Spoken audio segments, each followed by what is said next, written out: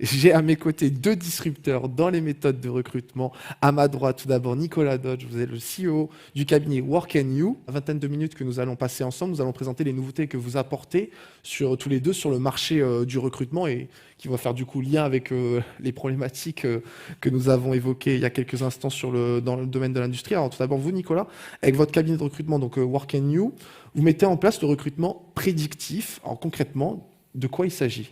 Alors c'est un terme effectivement qui peut paraître très technique, très techno, de manière relativement simple en fait, où on en a beaucoup parlé pendant 3/4 d'heure.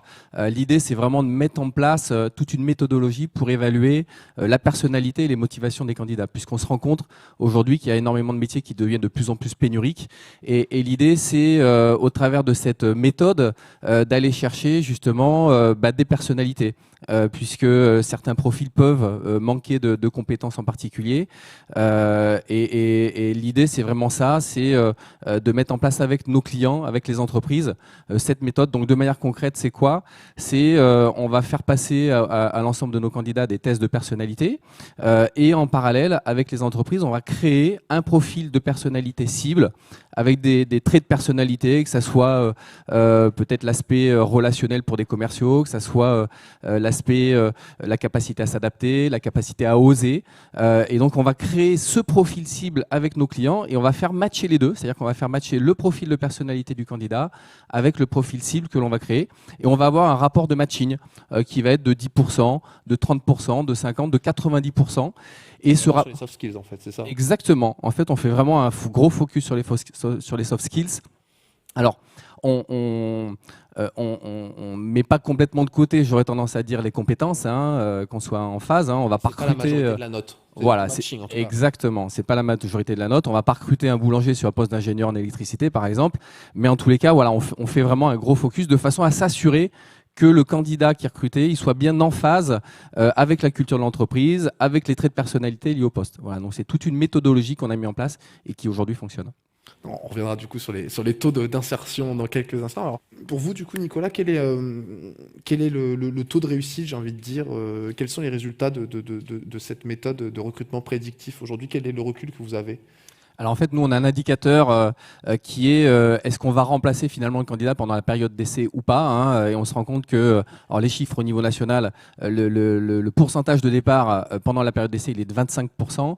On se rend compte quand on est sur une méthode plutôt classique, dans notre cas de figure, puisqu'on ne fait pas systématiquement des approches prédictives, tout dépend en fait ce que souhaite le client et quelle est sa sensibilité finalement à cette approche-là. Nous, on est quand on est dans un schéma classique, on est aux alentours des 18%. Et dès qu'on met en place la méthode prédictive, c'est-à-dire vraiment cette adéquation avec la personnalité, avec les valeurs de l'entreprise, la culture de l'entreprise, on descend à 8%. Voilà, donc c'est un vrai indicateur et on se rend compte qu'il y a une vraie performance, il y a des vrais résultats dès qu'on met en place cette méthode. Et est-ce qu'il y a encore possibilité de réduire encore plus cette marge enfin, j'ai pas envie de dire d'erreur, c'est peut-être pas le bon mot, mais d'arriver à un taux de réussite quasi total ? Alors 8, c'est déjà pas mal. Ouais, mais bon. 8%, c'est déjà pas mal. Après, on est dans l'humain, donc il y a toujours une part d'incertitude qui est liée à l'humain, qui est liée aussi à l'intégration peut-être des entreprises, des collaborateurs au sein de l'entreprise. Donc il y a peut-être aussi un travail à faire là-dessus, d'adéquation aussi avec le manager. On a un autre outil qu'on utilise peut-être un peu moins que la méthode prédictive, mais qui est aussi ce qu'on appelle le rapport de matching, c'est-à-dire qu'on fait passer le test de personnalité au manager et au candidat, qui est sélectionné sur le poste, et on regarde aussi la capacité de collaboration entre les deux personnes, et on regarde quels sont potentiellement les points de friction, quels sont les points d'accroche, quels sont les traits de personnalité. Vous exposez sur la table les rapports du coup des tests et vous voyez où ça coince. Enfin, on demande au manager également de passer le test. On demande au manager de passer le test, le candidat passe le test et on fait matcher les deux tests de personnalité. Et le matching nous permet de voir justement quels sont les traits de personnalité qui sont potentiellement comparables, pour lesquels la collaboration peut bien se passer. Ou à l'inverse, pour le manager, c'est un vrai outil en disant aussi, il y a peut-être tel trait de personnalité, il faut que je fasse attention, puisque... C'est aussi une remise en question du coup de l'employeur. Et exactement. Au final, les employeurs aussi doivent changer leur complètement. grille de lecture. Complètement. Aujourd'hui, nous on le voit même dans nos propres recrutements. Moi, ça m'arrivait de faire des lettres de motivation une fois que j'avais un candidat qui me paraissait intéressant pour attirer le candidat au sein du cabinet. Ça m'est arrivé 2 fois. Et d'ailleurs, tous les deux, vous arrivez à recruter quand vous avez besoin ou pas ? Et dans notre cas de figure, alors on y arrive, hein. On est aujourd'hui 26 collaborateurs au sein du cabinet, on a 9 agences en France et on y arrive et on s'applique à nous-mêmes cette méthode prédictive. On a quasiment, à ma connaissance, aucune personne qui auparavant avait travaillé en cabinet. Nous, le premier critère, c'est la motivation à venir nous rejoindre et à aimer ce métier-là. Et il y a des éléments de personnalité qui sont très importants pour nous, en particulier la persévérance, le pragmatisme, la capacité justement relationnelle aussi. On est sur un métier, que ce soit avec les clients ou avec les candidats, où il y a énormément de relationnel. Voilà, tous ces traits de personnalité sont très importants pour nous et on fait un gros focus sur ces traits en particulier. Alors du coup, vous Nicolas, est-ce que aujourd'hui l'activité de Work and You est totalement tirée par cette offre non, Emmanuel Macron, ça sera pour plus tard, hein. Est-ce que du coup, votre activité est totalement tirée par cette offre de recrutement prédictif, ou est-ce qu'il y a encore des réticences aujourd'hui? Oui, oui, il y a des réticences. Nous, évidemment, aujourd'hui, on est le premier cabinet de recrutement à mettre en avant cette approche-là. Vous avez certains DRH ou certains chefs d'entreprise qui sont très connectés avec cette approche parce qu'ils sont convaincus également de l'intérêt de mettre vraiment en avant la personnalité des candidats. Mais vous avez des clients, des entreprises qui sont encore très focalisés sur les compétences et pour lesquels c'est encore compliqué. Malgré les difficultés de Bien recrutement, sûr. elles préfèrent garder leur schéma classique. Ouais, bien sûr, bien sûr. Alors je pense que c'est très ancré dans la culture française, hein. C'est très compliqué aujourd'hui. Ouais, on n'aime pas le changement, on aime bien s'il est chez nos voisins, quoi. Voilà, mais pour nous-mêmes, c'est toujours compliqué. Mais les choses commencent progressivement à se mettre en place. Nous, de plus en plus, aujourd'hui, nos clients adhèrent à cette approche-là. Mais il y a encore des biais culturels très ancrés dans certaines entreprises. Ouais, ça se met en place tout doucement. Voilà, mais on est plutôt, on le voit en fait. Nous, nos interlocuteurs, il y a beaucoup de DRH en particulier, les DRH qui arrivent aujourd'hui sur le marché, etc.